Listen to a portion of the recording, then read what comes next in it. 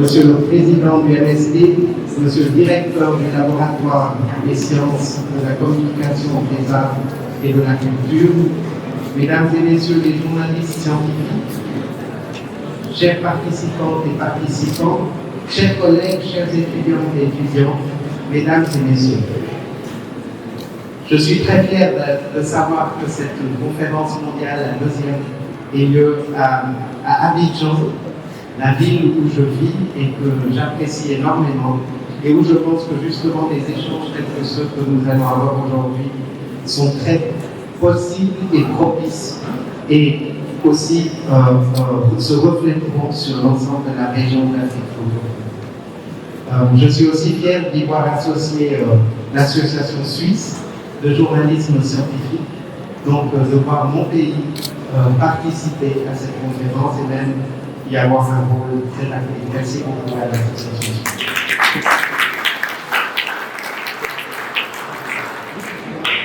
Les connaissances scientifiques jouent un rôle clé dans un grand nombre de domaines. Bien sûr, il y a la pandémie coronavirus, qui en est l'exemple un peu le plus parlant, en tout cas chez nous en Europe, le plus frappant aussi.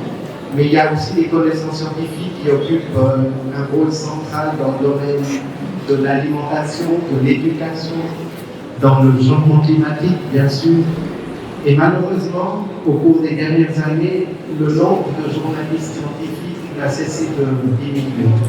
C'est pour ça que j'aimerais vous remercier particulièrement, vous toutes et tous qui participez aujourd'hui à cette conférence, de vous engager pour maintenir en vie ce métier qui est crucial. Il n'est pas seulement crucial pour l'information et pour donner accès à l'information telle que c'est écrit sur plusieurs de ces panels, mais il est crucial pour la recherche elle-même, parce que si on en parle moins, on investira moins, bien sûr, et je pense que un monde qui n'investit plus dans la recherche est définitivement un monde qui recule. Cela est particulièrement vrai pour la Suisse. Vous savez qu'en Suisse, nous investissons 3% de notre produit intérieur brut dans la recherche et le développement, 22 milliards, plus de 22 milliards de francs suisses. C'est beaucoup. Beaucoup de cet argent est investi pas par le public et la Confédération, mais par le secteur privé. Et ça montre là aussi l'importance justement du rôle des journalistes scientifiques pour cadrer un peu ces investissements, mais aussi pour en relayer les bienfaits et les résultats positifs. C'est mon premier point que je retiens particulièrement quand je vois ce qui se passe ici et que je participe à l'élaboration de cette conférence, c'est tout ce qui a trait à la recherche et au développement.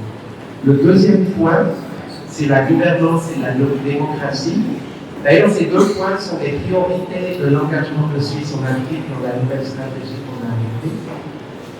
Gouvernance et démocratie, bien sûr, vous savez où je dois en arriver. Les fake news, c'est quelque chose qui occupe de plus en plus les réseaux sociaux, qui est qui a un vrai problème pour tant de gens qui n'ont pas forcément accès aux journaux et à toute l'information. Et je pense que la lutte contre les fake news doit être une priorité absolue.